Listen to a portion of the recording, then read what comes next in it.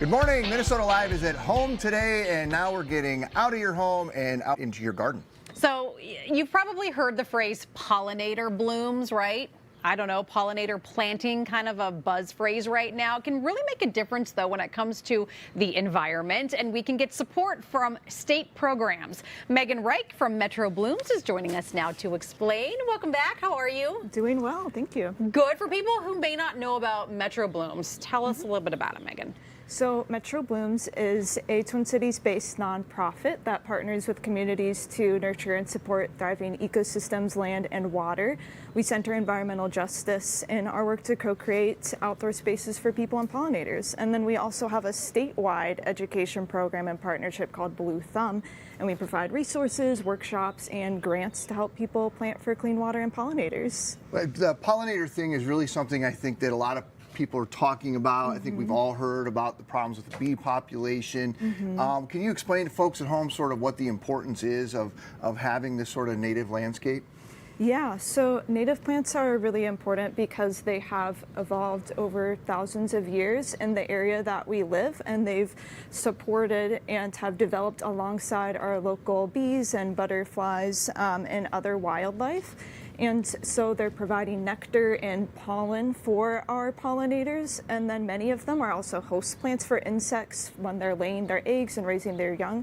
So they really support the entire food web while being well adapted to our local climate and growing conditions. So clearly very, very important. So how would one go about starting a pollinator garden? So we like to tell people to start small. You don't need to transform your entire yard at once.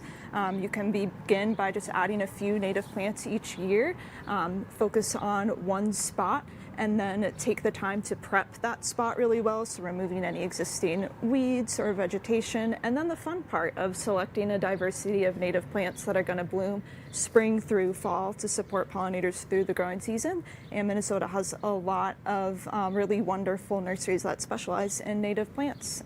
So just remember that even a small garden can make a big difference. So when you go to the store to buy the plants or whatever, are you like go to find somebody and say, where are some specific, they all have sections for that kind of stuff now, right? Yeah, lots of garden centers have sections devoted to native plants, so you can ask staff about that.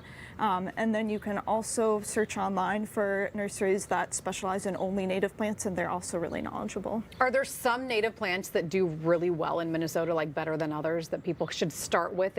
I'm just thinking for like the person that's starting their garden for the very first time. I mean, you want it to be successful. You don't want to get these plants that are going to maybe not survive our 90-degree weather coming tomorrow, you know, kind of a deal. Yeah, I would recommend maybe start with a sunny spot. A lot of our native plants that do well in sunny conditions are really resilient, and you do need to water them, but not as often as like your typical annuals. So you can just look up like sunny preferring native plants, and you'll see lots of lists. Blue Thumb has a lot of lists on our website that people can use. And you even have some educational resources to really help people getting started, including a webinar. Tell us about that. Yeah, so it's actually a whole educational guided experience.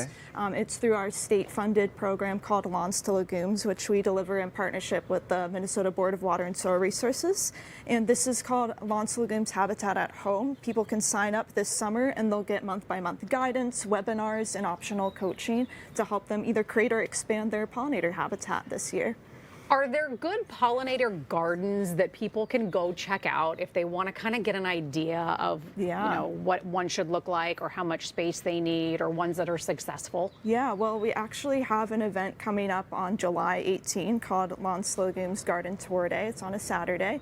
And you can go online, look at our tour map, and then visit the gardens by everyday Minnesotans across the state. So it's a really great way to get ideas, get inspired, see gardens at different scales and periods of growth, and then also just connect with our wonderful community of people who are working to protect pollinators in our state. So I've seen people go from starting like one corner of the yard to at one point having almost their entire yard pollinators.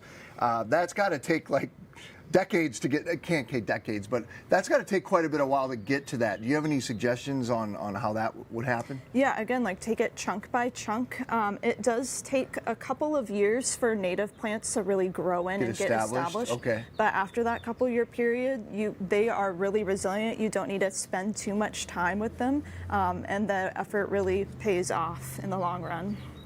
I keep thinking back to the starter, right? If I want to start at my house, can you give me like this size table is a good starting point, or half of this? Actually, yeah, this is a good this size table like would even be like a few feet by a few feet, like a 10 by 10 plot is a great way to start. And you're creating like one other stopping point for bees who are going from stop to stop and helping contribute to that network of connected pollinator habitat. Because I was thinking if it's too small, then maybe it's not really benefiting anybody, but I didn't think about it in the way of like they're on a highway going somewhere and we're just a pit stop along their way. Yeah, exactly. Huh, interesting. We started doing this year. We, instead of planting fruits and vegetables like we normally do, well, the strawberries still come up, but we took the other space. We're trying to do this. I would say if anybody at home is thinking about doing this, it may not look exactly the way that you're hoping it looks on year one. Or like some of the images we've I don't shown, feel like it's but been going quite as well as I was hoping, but you said, you know, this is something that might take a couple years to establish.